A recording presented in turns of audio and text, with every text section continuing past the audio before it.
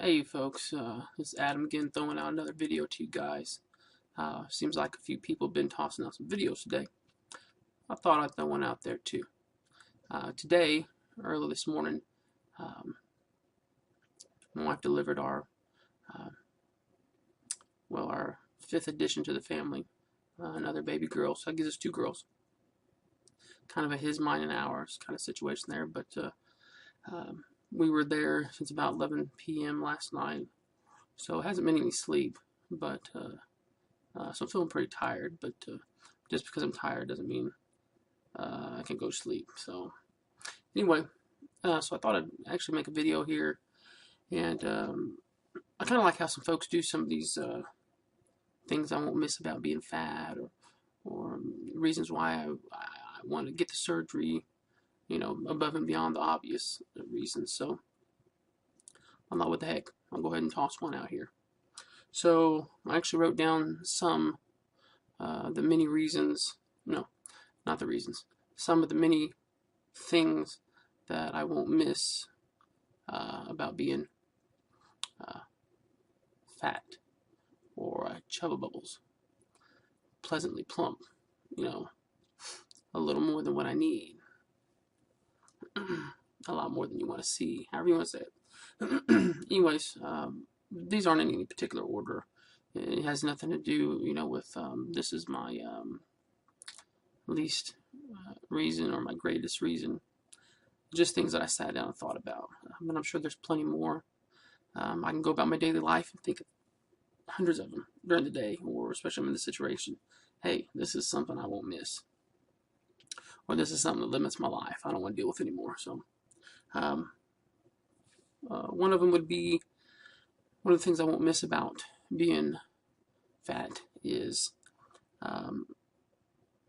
having clothes that fit too tight and then refusing to go up another size. One of the reasons why some folks don't like shopping is because reality hits them in the face and says, you don't fit that anymore. We need to go up a step. And, maybe some of you folks are like me in the fact that I ain't doing it. I refuse to step up there. I'd rather wear a tight 42 or 44 than to admit that I have to go to a 46. It's uncomfortable. It really is. It's an uncomfortable feeling to sit at work and fill out your clothes. You just can't get comfortable no matter how you sit. Whether you cross your legs or not, or because I work a sit-down job, so that's what I'm touching on there. But it's not a comfortable thing. So that's one of the pretty darn good reason. If you can't feel comfortable with what you wear, your whole day is going to be full of aggravation, limiting activity. I mean, if you can't raise your arms and put something up on a shelf because your lower belly is going to hang out for everybody to see, that's an issue. And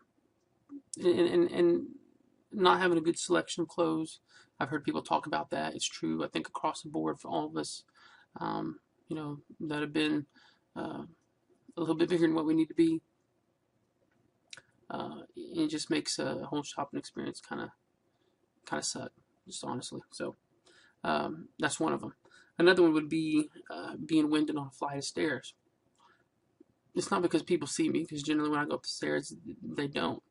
But I generally take the stairs at work instead of the elevator, maybe to fool myself a little bit, even though it doesn't work. But I feel like, hey, if I can get up these flight of stairs, I'm not as big as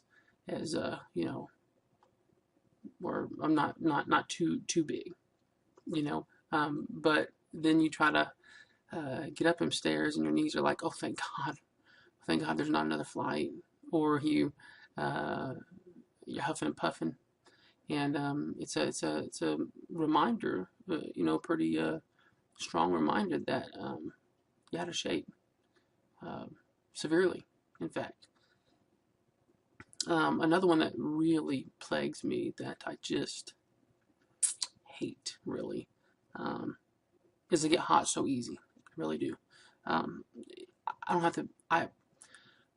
At night, I sleep with the air conditioner and a fan blowing, both. In the wintertime, Adam? Yeah, sure, why not? Plus, I like the smell of an air conditioner too. Always like that. Always nice from young, you know, when I was a child and stuff, running to the house. Boy, the air was all cool. Had just a smell to it. I don't know if you guys know what I'm talking about, the air conditioner smell, but it's always nice. I enjoyed it. But I get hot so easy. At work, I have a desk fan, and it's kind of like um, someone taking a pill every day so they don't die. I have to have my desk fan. I have to have it on. You know, as soon as I get to work, I click it on.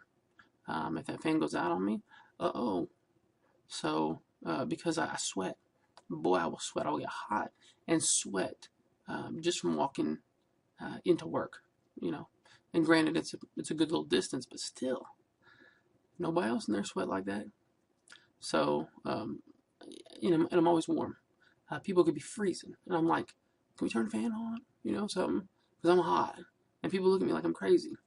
You know, I did an internship one time for medical coding, and well, you know, when I get anxious, I get pretty hot as well. So I began to sweat. So I was both hot and anxious, and it was a mess. It was an embarrassing mess. But you couldn't just turn and walk out. You know, this is your internship. This is an important thing. So I couldn't just leave. So I sat there and sweat, and I actually had a little towel, and you know, I'm doing this while people are trying to teach me. You know, I mean, I was just waiting for somebody to say, "You all right? You gonna pass out?" You know. So that one bothers me. I get hot everywhere I go. If I go in a doctor's office and it's hot, I think about getting up and walking right back out because it's uncomfortable. Now, if I stay there for a while, a good 10, 15 minutes, I'll adjust. Well, it might be longer than that, but it might take longer than that, but I'll adjust. But it's still embarrassing. It really is to sit there and everybody else in the room fine and you're sweating. Make it look like you have some kind of disease or something. So anyway, that's another one of them where I'm at on my time. Way too high. So I tell you what, I'll cut this one short here. A couple different parts. I'll put this in that way. You're not stuck trying to find in a larger video where to get back and forth at there. So I'll leave that one there. We'll do another one, part 2, coming up.